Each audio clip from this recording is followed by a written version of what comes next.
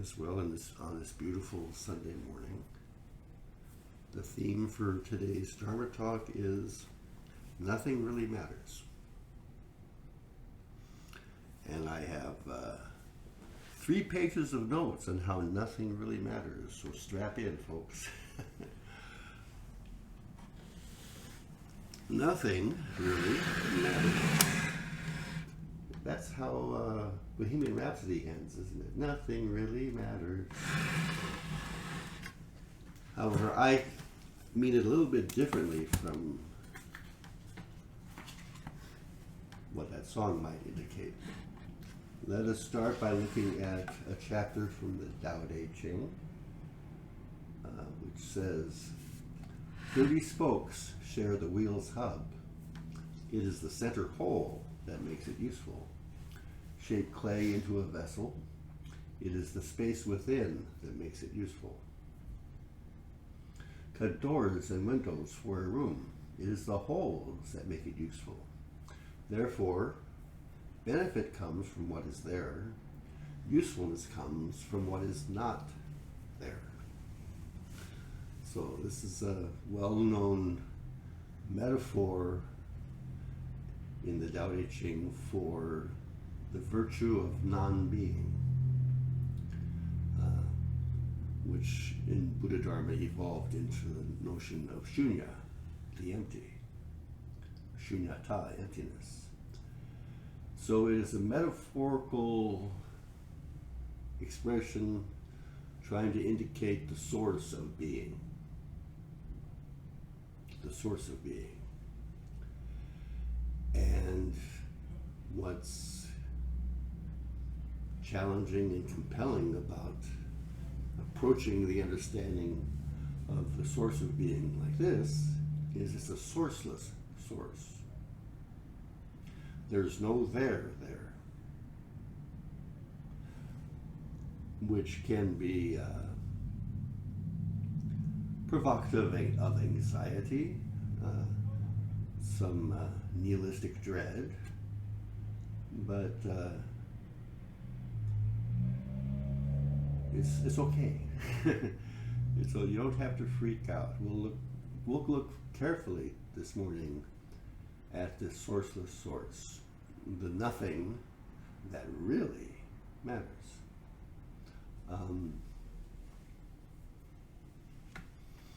There's another chapter of the Tao Te Ching speaking of this source and returning to the source. And it is as follows. Return is the motion of the Tao. Yielding is the way of the Tao. The 10,000 things, and in Chinese literature of that time, that's a representation of everything. The 10,000 things means all beings, everything, all the things. The 10,000 things, everything was born of being.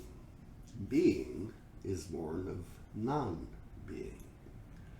So once again, we're setting up this, if you will, ontology of the nature of being, which necessarily requires non-being. And there's resistance to this, I think, because we tend to want to grab onto things. We want to establish our being. That's the cause of suffering in Buddha's Four Noble Truths, tanha, thirsting desire, which is, the thirst to establish ourselves as being. And so when we are introduced to the idea that the source of our being, the essence of our being, within that is implicated non-being, we might be conditioned to think of non-being as something dreadful, like we're conditioned to think of death as something dreadful, and don't see how that death and life are two sides of one coin, that there's something about the nature of things that transcends the categories of existence and non-existence. And this teaching of non-being is to actually open up our hearts open up our sensitivities to see beyond being and non-being, see beyond existence and non-existence, see beyond time and space.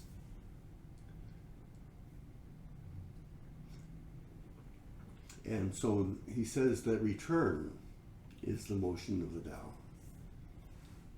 a radical presence to the fullness of the nature of things, of being.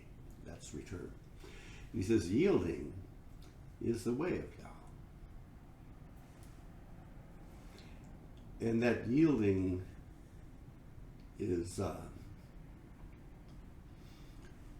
key element to the practice. And towards the end of the talk, we'll get more specifically into the practice. Right now, we're establishing, if you will, the ontological ground, the understanding of being, non-being, that the practice realizes, embodies. So yielding is a key element to the characteristic of the return.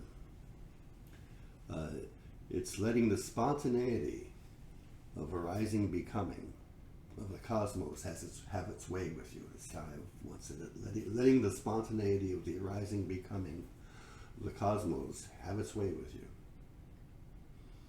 You know, a mountain arises in awareness, you are the mountain. No resistance. You yield to becoming the mountain.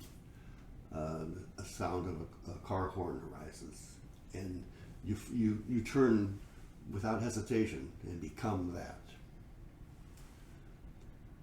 That is the characteristic of yielding. And this is reflected in Dogen in Genjo Koan when he says, to carry yourself forward to experience myriad things is delusion. That the myriad things come forth and realize the self is awakening. So that couplet from Dogen is expressing the nature of return, the nature of yielding, where the myriad things come forth to this empty nothing that is you and become themselves through this emptiness. That is awakening. That empty hole that makes the spokes of the wheel happen. That's the yielding. Allowing yourself to become the plaything, well, or rather, I like the way I put it better earlier, letting the spontaneity of the arising becoming of the cosmos, that's Ziran Zalkoa once again, the notion that everything, all existence is just a flashing into the phenomenal world, Suzuki Roshi says. That's the nature of being, it's a flashing. It's coming into being right now. Creation didn't happen eons ago. Creation is occurring now. Always now. Always already now. Perpetually now. Outside of time and space, now. That's the nature of the arising becoming. That's a phrase that I've taken from Heine, which I think is a hyphenated word. Arising becoming is the nature of being coming into awareness. And you let that have its way with you. You're nothing but this empty hole that makes the wheel of the cosmos go round. That's my discursus, or my hermeneutics on yielding is the way of Tao.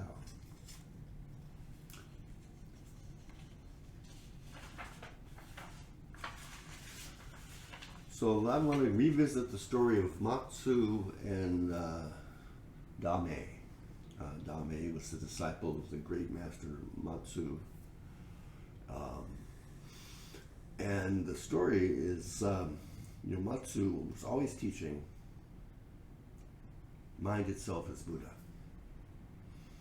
And Dame was the disciple of Matsu and absorbed this teaching, this very mind as Buddha.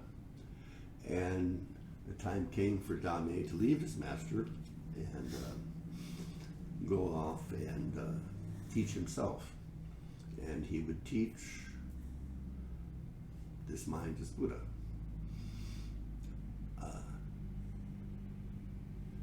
Then one day, a disciple friend of his, or a Dharma buddy of his, showed up and visited, and talked with Dame, and Dame says, yeah, I'm teaching this very mind is Buddha. And his disciple, or pardon me, his Dharma buddy said, well, you know, our master isn't teaching that anymore. He's teaching no mind, no Buddha. And Dame said something equivalent to, I don't care what that old fool is saying, I'm going to keep on saying. Or that old fart, I sometimes like to say, although that's a colloquialism of our time. I don't know if they were using it then. I don't care what that old fart is teaching. I'm going to continue to teach this mind is Buddha. And so the Dharma buddy went back to Matsu and related what Dame said. And Matsu's response was, the great plum is ripe. Dame means great plum. That's the meaning of the Dharma name. So Matsu was gratified and encouraged by Dame's resolve to teach what he felt in his being as the helpful thing to teach.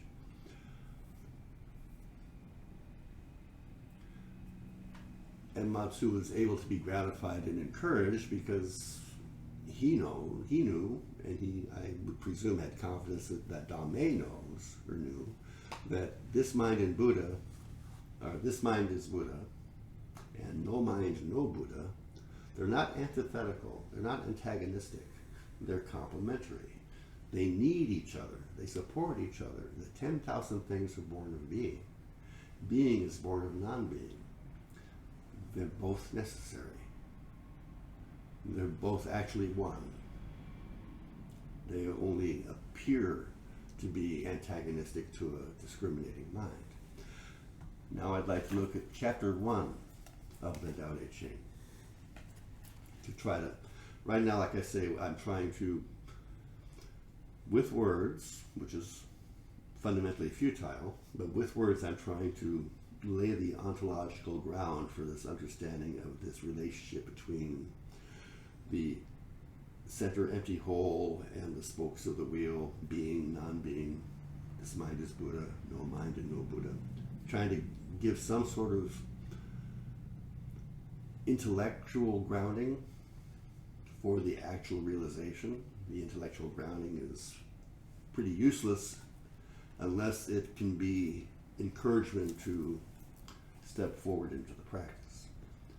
But it could be helpful to give some sort of orientation to actually doing the practice. So the first chapter of the Tao Te Ching.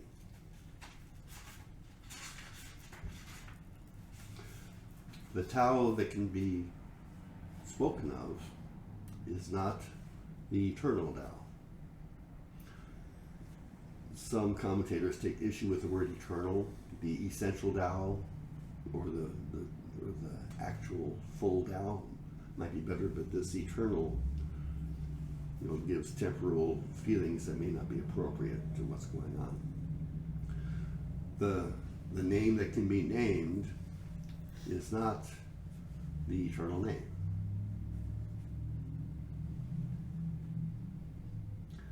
The nameless is equivalent to non-being, no mind, no Buddha. The nameless is the source of heaven and earth. The named, this very mind is Buddha, is the mother of the 10,000 things. So I'm trying to establish this parallel between the 10,000 things were born of being. Being is born of non-being. The nameless is the beginning. No mind, no Buddha is the origin, the source. The sourceless source, the empty whole. No mind, no Buddha is the origin of heaven and earth. It says here beginning, but source is better, I think. Whether that's scholastically true or not, I think no mind, no Buddha, the nameless, is the source of heaven and earth, the source of being. Non-being is the source of being. The named, this very mind is Buddha, is the actual way that 10,000 things manifest and interact. Then Lao Tzu goes on to say, ever desireless, one can see the mystery. Ever desiring, one sees the manifestation. Now, David Loy takes issue with the word desireless, and he substitutes intention. So, ever without intention, ever empty, forgetting the self.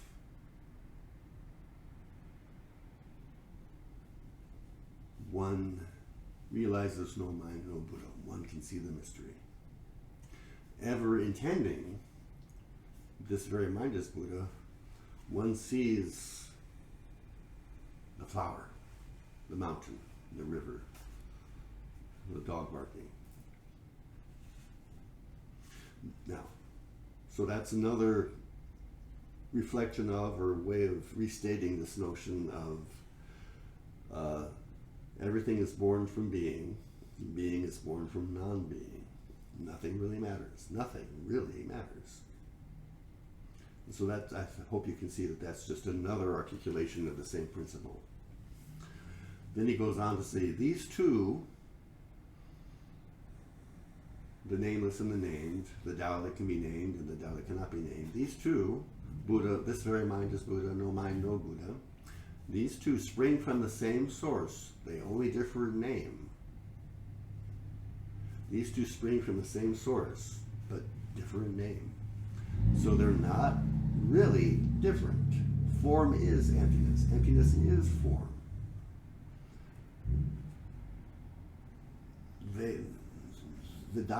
They're implicated in each other. Non-being and being are not different. They're implicated in each other. They need each other. And he says, this appears as darkness.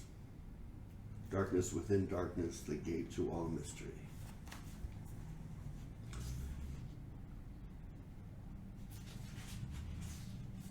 So that's the first chapter, the very first chapter of the Tao Te Ching. And in David Loy's book, Non-Duality, he looks at that chapter fairly extensively, and it's a good analysis. This dynamic that's being presented of form and emptiness, of 30 wheels share this, 30 spokes share the wheel's hub, but it's that empty hole that makes it all work. Cut holes in walls to make doors and windows. It's the hole that is the essential thing. This dynamic is very analogous to what T.S. Eliot says about the still point of the turning world. The still point of the turning world in 4 quartets. And I'm just going to extract one sentence from that. Without the still point, there would be no dance, and there's only the dance. There is no still point. There's no there. But without that nothing that really matters, there would be no dance. There's only the dance. But without the still point, there could be no dance. But there's only the dance. There's no thing, there's no dance move, no pirouette, no plie that you can say that's the still point. There is no still point. And yet, each gesture of the dance is manifesting the still point, emerging from the still point. So it's a lovely little concoction, this sentence. Without the still point, there would be no dance. You gotta have that still point. And there was only the dance. You'll never find the still point. So in Zazen, we settle our awareness on the still point. And there's no there. But we don't care. There's no there, we don't care. I chuckled to myself when I wrote that because it rhymes. There's no, we settle our awareness at the still point of of the turning world, on non-being, we forget the self. We settle our awareness at the still point that T.S. Eliot is talking about. There's no there there. We don't care.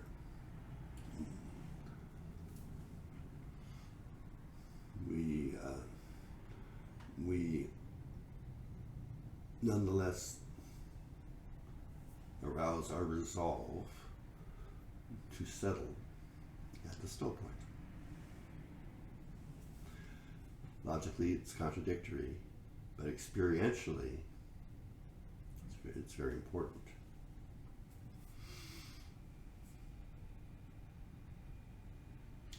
So, in the Prajnaparamita literature, the Prajnaparamita literature is the literature on emptiness. That's the sutras and commentaries that seek to teach emptiness. And the most famous line, I think, from the Prajnaparamita, and form is emptiness, emptiness is form. That's from the Heart Sutra, which is the heart of the Prajnaparamita Sutra. So there's an example of teaching emptiness. You know, there is no emptiness except form. There is no form; it's empty. You know, that's the dynamic complicity of being and non-being. But a famous short sentence is mind, or maybe it's two sentences. No, it can be said as one. Mind itself is devoid of mind, for the nature of mind is pure light. That's how the Dalai Lama translates it. Mind itself is devoid of mind. There's no there. There's only the dance. But the nature of mind is pure light. In other words, we know we're aware. We know that awareness is. We can't say it exists or doesn't exist, but it is. What I mean by that is you can be aware of the sound on Main Street. You can be aware of the light dancing on the Knik River, but you cannot be aware of awareness itself. Awareness is not a thing among things. Awareness, and there's a term, is liminal. That's the term I was looking. It's liminal. It's not really in existence or non-existence. It's not really in time and space. That's according to the Buddhist doctrine, but I think experientially, if you try to be aware of awareness, you don't find it. And there's a koan case. I forget the title of the case, where a teacher asks a disciple to look at the one who's, it's the teacher asks the disciple where you're coming from. He says, I'm coming from St. Paul. Well, what's it like in St. Paul? Well, it says in St. Paul, there's bridges, there's a pizza parlor, and there's, says, what's thought of, and then the teacher says, what's thought of is the environment. What thinks is the mind. Turn the light around and look for the mind. And the disciple can't find the mind. And so that's what Prajnaparamita is saying, is mind itself is devoid of mind, for the nature of mind is the capacity to be aware of things, pure light. It can illuminate objects of awareness, but it's not an object itself. That's what Prajnaparamita is saying here. And here's what Suzuki Roshi says.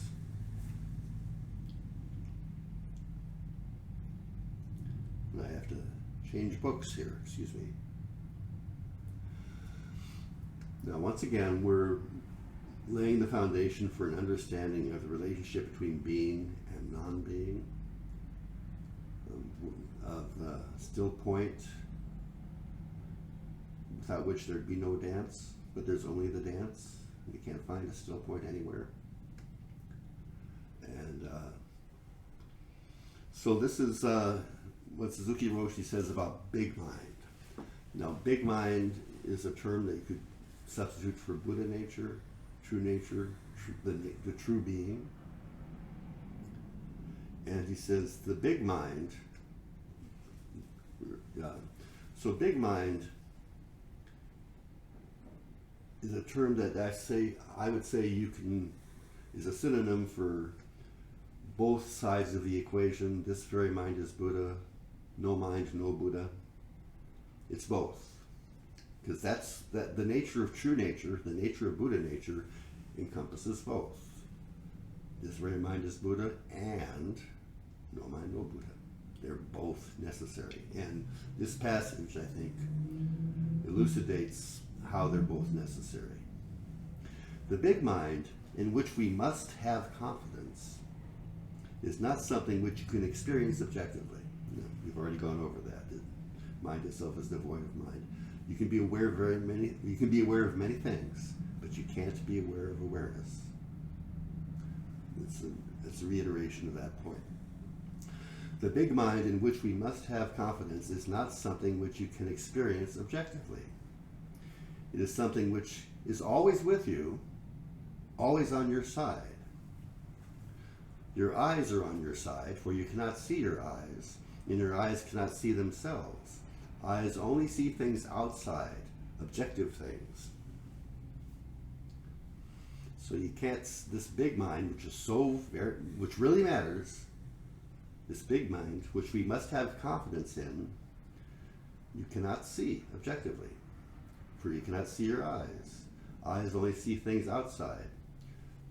So he goes on to say, if you reflect on yourself, you're Narcissus actually, but that's a different topic, different Dharma talk. If you reflect on yourself, that self is not your true self anymore. You cannot project yourself as some objective thing to think about. But that's our usual mode of operation, is narcissistic.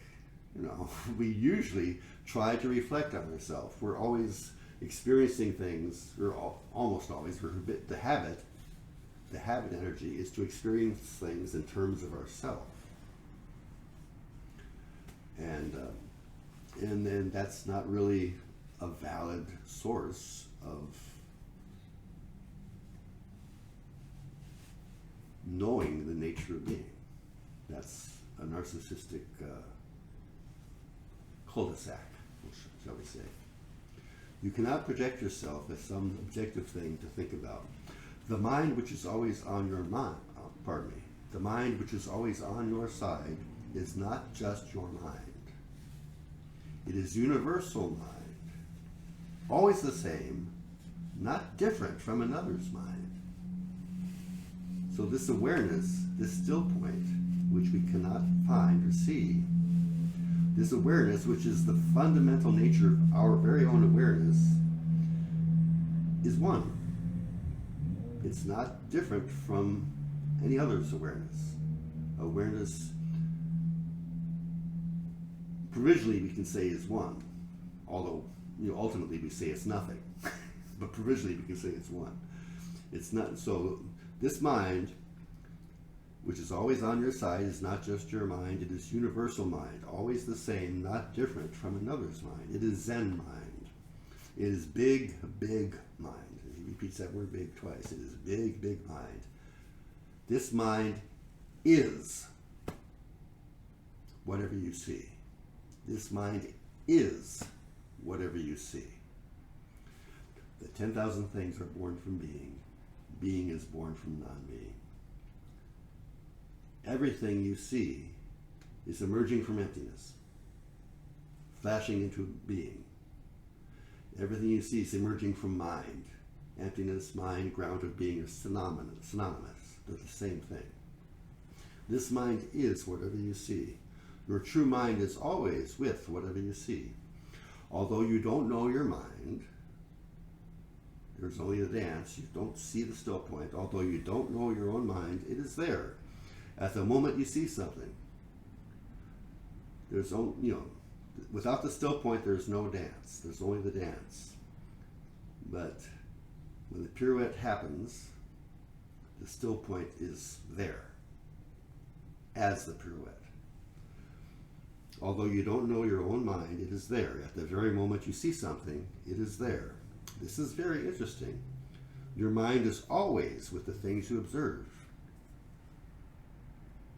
So you see, this mind is at the same time everything.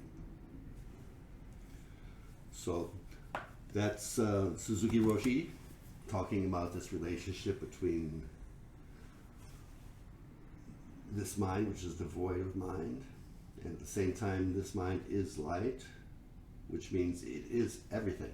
It is nothing and everything. It is non-being and being, totally implicated with each other. Without, 30 spokes share the wheel's hub. It is the center whole that makes it useful. Nothing really matters.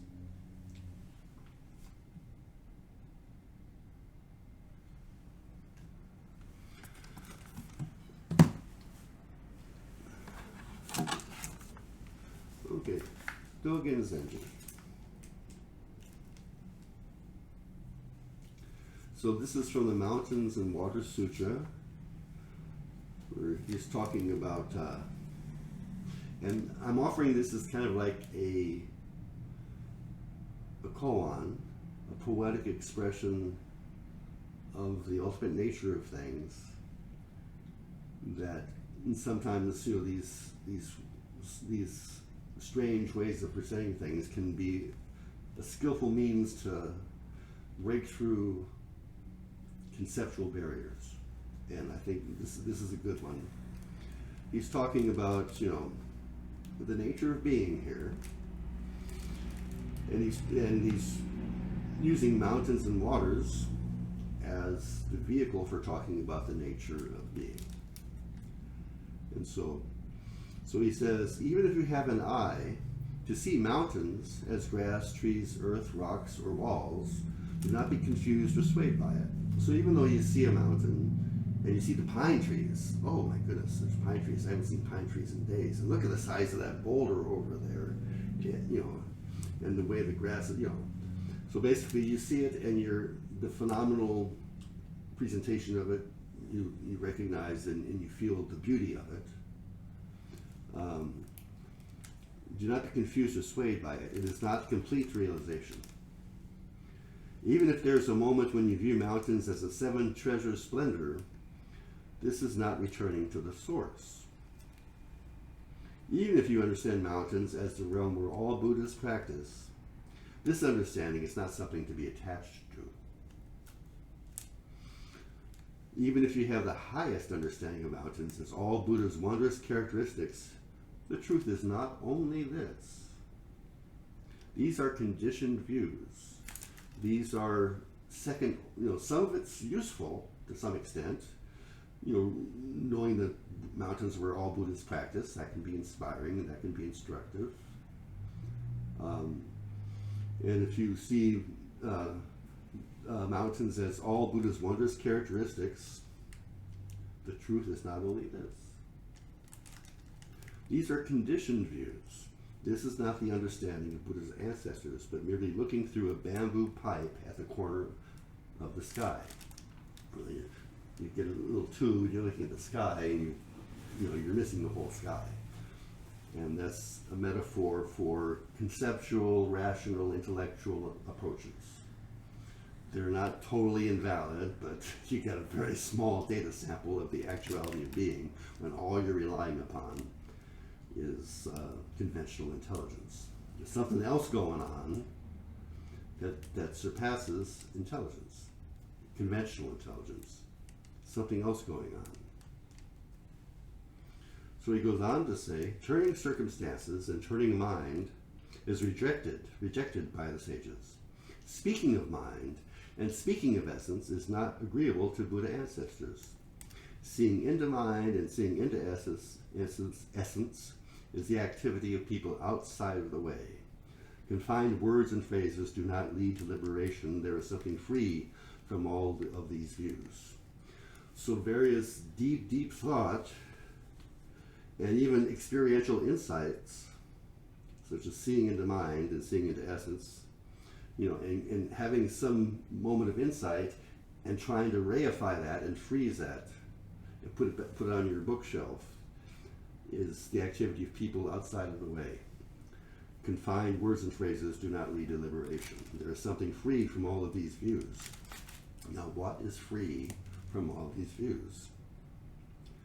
He says, and he's mentioned this earlier in the text, but he contrasts all of this other ways of trying to understand things with the following. Green mountains are always walking, and eastern mountains travel on water. Study this in detail. So there it is. There's the colon. Green mountains are always walking. Eastern mountains travel on water. Green mountains walking. That's the ineffable concrete. What is here, right now. Green mountains arising, becoming, of being time itself. The dynamism of being time. And we've talked about this before, that time and being are two sides of one coin, two ways of expressing one event. Things don't flow through time, things are time. So Green Mountains walking is the dynamic activity of the mountains arising, flashing into existence, moment by moment by moment. Even the most apparently static thing in the universe has the dynamism of manifestation, perpetual arising into being from emptiness, from nothing. And so that notion of how that all existence is a flashing into the vast phenomenal world, that notion of how this doesn't exist in the past, doesn't exist in the future, it's coming into being right now, dynamically, perpetually. Green Mountains walking.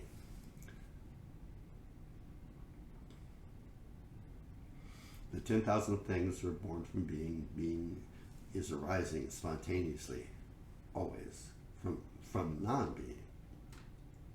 And that non-being is essential to see the dynamic, vital life and spirit of everything. That non-being reveals the dynamism of everything. The most apparently static thing in the universe is walking across the oceans. Green mountains are always walking. That's the apprehension of the nature of being from the perspective of emptiness. Everything is alive, dynamic, flashing into being, over and over and over again. Green mountains are always walking. That's a metaphorical expression of apprehending the nature of arising and becoming from emptiness.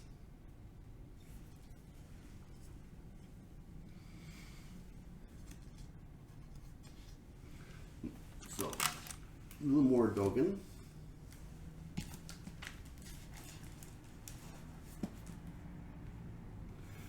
Ancient masters Yangshan and Guishan said to each other, "What is the wondrous clear mind?" I say, so the wondrous clear mind, that's the center hole at the hub that activates the 30 spokes. That's the still point that's essential to the dance, but there is no dance. And there's only the dance. So what is the wondrous clear mind? What is the empty mind? What is no self, anatta? I say it is mountains, rivers, and the earth. It is the sun, the moon, the stars. And Dogen says, thus we know that mind is, big mind is what you see. It is at the same time everything. You cannot see it objectively, for it is always on your side, just as eyes are on your side. You cannot see your own eyes. So the wondrous clear mind, thus we know that the mind is mountains, rivers, and the earth. The mind is the sun, the moon, and the stars. What is said here is not more, not less. Not more, not less. Meaning, mountains, rivers, and earth mind are just mountains, rivers, and earth. There is no extra waves or sprays on this mind. There is no subject observing an object. To understand green mountains walking, subject and object drop away. Body and mind drop away. There are no extra waves or sprays in this mind. The sun, the moon, and the stars are just, the sun, moon, and stars mind is just the sun, moon, and stars. There is no extra fog or mist.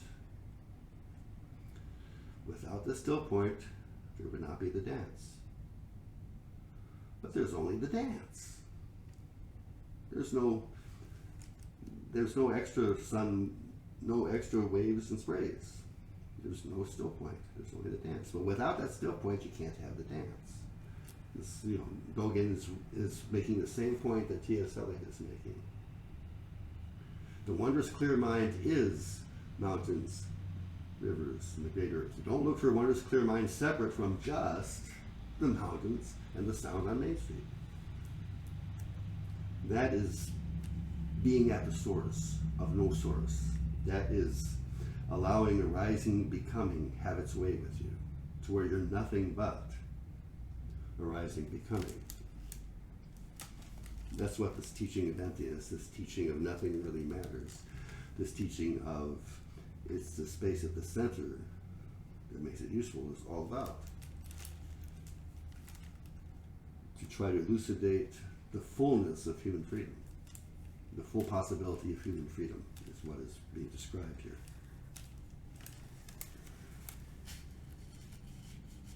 So clear mind is mountains and waters. If you don't understand no mind, no Buddha, you cannot see this very mind as Buddha.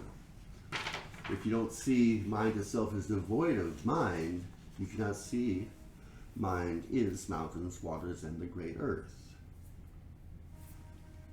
If you can see your own true nature, you know your own actual nature, your full and complete nature, as whatever you see, you are home.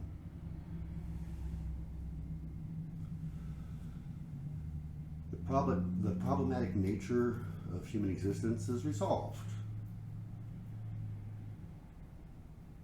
The problem solved. The worm at the center of the apple has disappeared.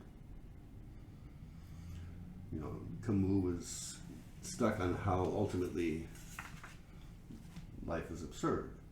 That absurdity is transcended when subject is no longer trying to get in connection with the object, the world.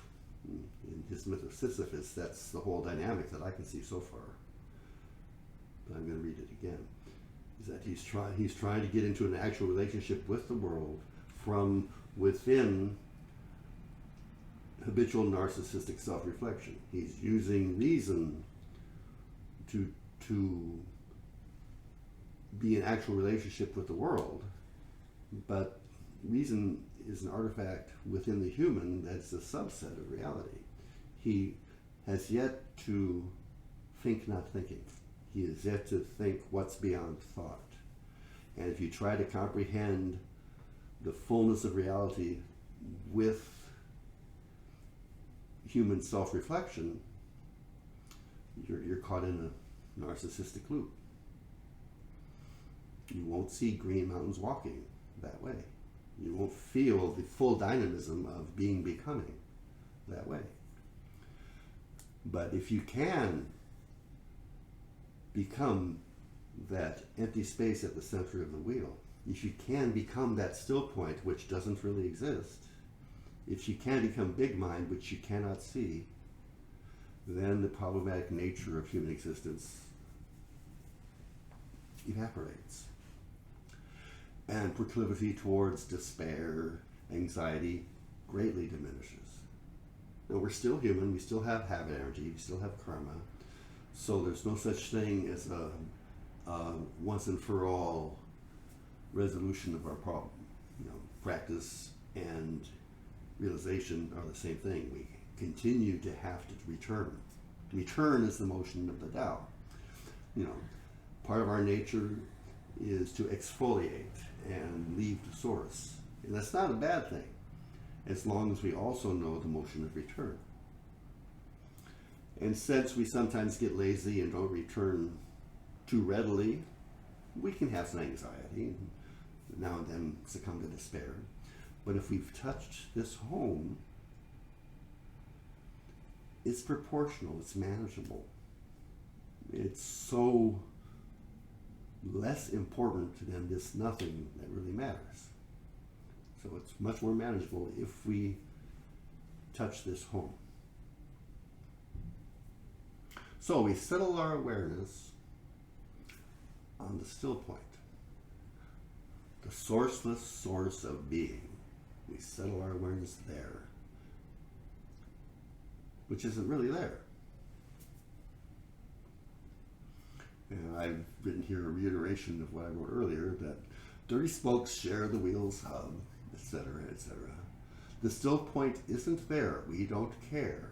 We settle there anyway. That is our practice. I want to close with a concrete but pretty confirming instruction on what I've just said. It's a concrete instruction. It's short, but it's based on this ontological underscoring that I've tried to present. And my hope is that when you, from Suzuki Roshi, when you hear this practice instruction, it will become something within your grasp. That this is something not just to entertain ourselves in thought, but it can be lived. And the living of it is, what was the word Suzuki Roshi used?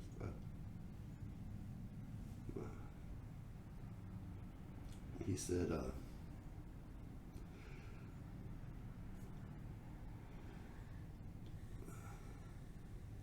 the big mind in which we must have confidence in is something which you cannot experience subjectively. So this is not something just to think about and be entertained intellectually with in the abstract. How to have confidence in this teaching and place yourself at the living source of it. That is ultimately what's important. So I'm going to have to find this other section in Zen Mind Beginner's Mind.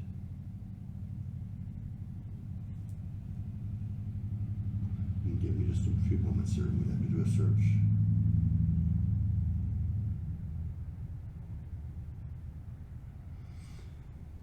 I don't have a hard copy of Zen Mind Beginner's Mind.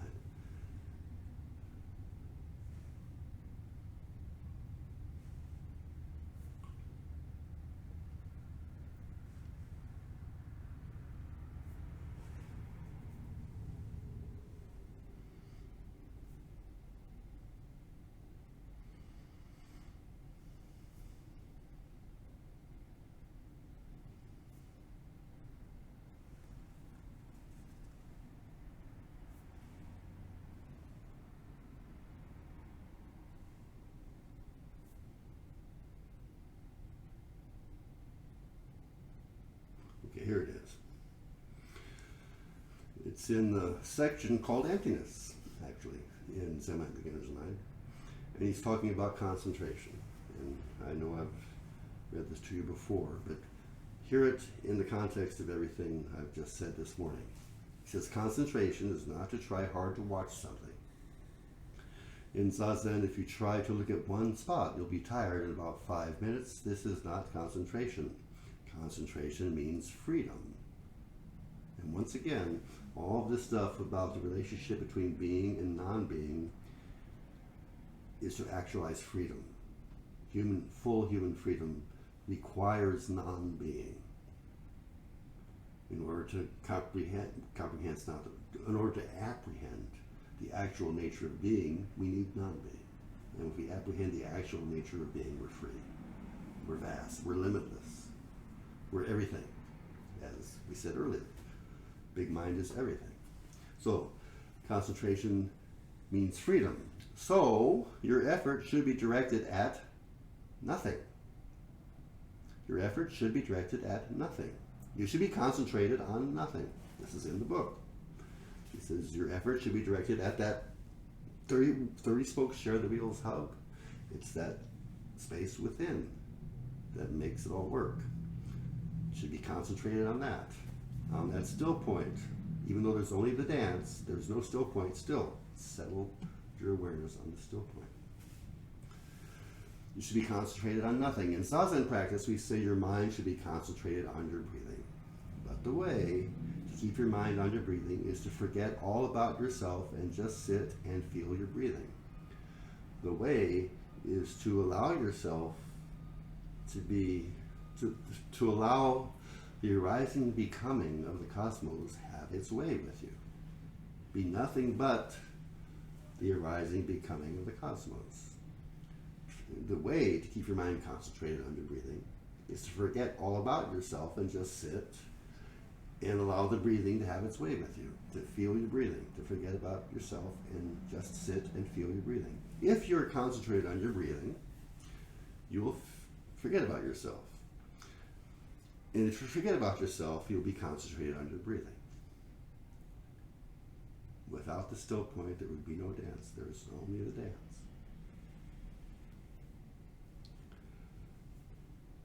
I do not know which comes first. So actually, there is no need to try too hard to be concentrated on your breathing. Just do as much as you can. Now, this final sentence, listen carefully. If you continue this practice, eventually you will experience the true existence which comes from emptiness. The 10,000 things were born from being. Being is born from non-being. That's still point. The essence of Zazen is to settle our awareness nowhere. To settle our awareness nowhere at all. Diamond Sutra says, dwell nowhere. Bring forth that mind. Bring forth the mind that has no fixed abode. Same instruction. Same instruction. 30 spokes share the wheel's hub. It's the center space that makes it useful. Our practice is to become that center space. Practical instructions on how to do that. Just sit, forget about yourself, and feel your breathing. Sit, forget about yourself, and just be aware of what's arising, becoming now. Without subjective reflection, just allow it up into awareness.